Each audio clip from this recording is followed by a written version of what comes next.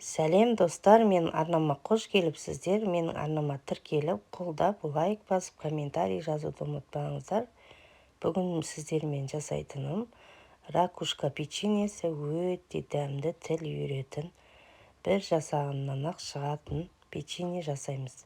Бізге ракушка печеньесін жасау үшін ең алдымен бізге ұн керек. Електен өткізіп аламыз ұнымызды, және бір қасық разрыхлитель саламыз содамызды, және де кішкене шым тұз салып, және жұмыртқаның 2 сарысын саламыз, және бөлме температурасындағы майымызды салып, және де қаймақ 20% қаймақпен қамырымызды илеп, жұмсақ қамыр шығарып аламыз.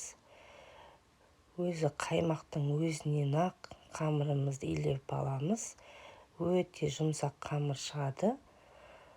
Қаймақтың проценті бола береді. Қандай процент болса да, осы қаймақпен қамырымызды илеп аламыз. Өте жұмсақ қамыр шығады. Бір жасағаннан дәмі тіл үйретін ракушка печеньесін жасап көріңіздер. Бір жасағаннан шығады. Өте керемет шыққан. Сіздер де жасап көріңіздер.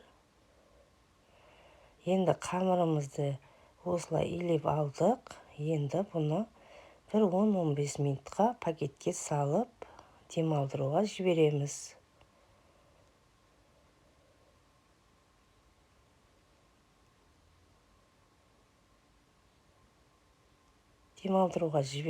Оны бері қарай алып қоямыз. Біз оған дейін жаңа 2 жұмыртқаның сарысын қамырымызға қостық қой. Енді 2 жұмыртқаның ағын алып қағамыз. Сол алып қалған 2 жұмыртқаның ағын осылай құмшекер қоса отырып, аппақ көбікке айналдырып аламыз. Осылай аппақ көбікке айналдырып аламыз. Енді қамырымыз демалды. Осы қамырымызды бөліктерге бөліп алып, 20-30 ракушка шығады. Қолыңызға жабысатындай қамыр шығады негізі. Осы қамырды ұн сеуіп тұрып, осылай бөліктерге бөліп аламыз. Ұнды көп сеппейміз, бір сепсеңіздер болады. Осылай бөліктерге бөліп алып, домалақтап, демалдырып қоямыз.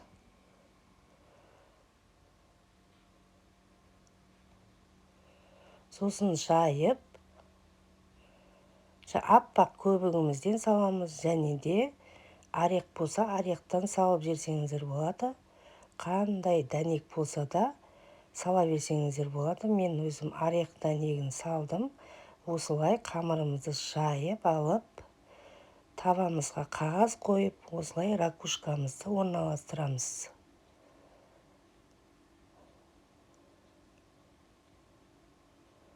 Аз ғана құйыңыздар ақ